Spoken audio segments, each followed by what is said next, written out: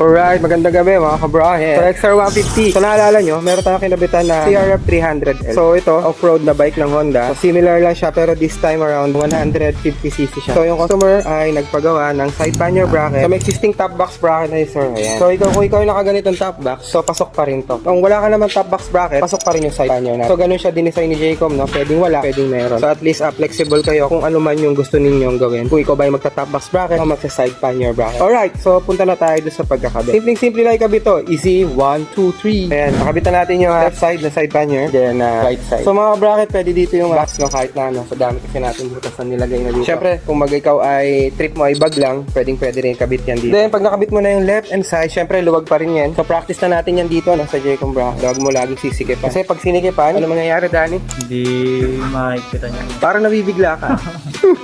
So si Danny nga pala yung gumawa ng bracket sa side pannier. So huwag kayong mag-alala mga bracket, no? Ito ay bakal naman siya. Ayun. So dalawang bakal yung pagkakapitan niya. Kaya kung kayo ay nangangamba, baka bumigay yung inyong rear fender. So don't worry mga bracket. Kasi yan ay konektado sa stem sa ilalim. Yun yung kagandahan sa XR na frame, no? Napaka-diligent pagdating sa mga frame ng Honda. So Honda, syempre liable na motor na yan. Wala na silang dapat patunayan. So yung ating stem is nakalagay na dito. So as I said earlier mga bracket, yan may bakal yan dyan. Kaya don't worry about din sa durability niya. Then side, so pantay lang siya, no? Hindi natin gaanong nilayo dito para listing spasyo ng bag kapag nilagay is hindi pa rin lalampas sa side mirror.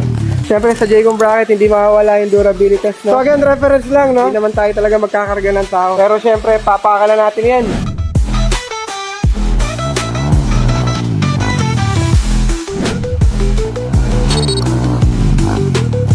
So sayang yun lang yung mga test natin kasi yun lang, kaya natin gawin. Pero kita nyo na matibay, walang kalot. So lahat ng mga bolt nakalagay sa mga frames. So bolt on lang yan. So anytime pwede mo alisin pag hindi mo kailangan. Yun lang, another bracket, another day. Maraming salamat. Jaycom bracket po ulit. Boy. For more inquiries, you can message us at J.com HRV Bracket or at J.com HRV Bracket Resolve. You can also search us at Waze and Google Maps or call us at 090583 for 9380. Salamat sir, salamat po. Bye-bye.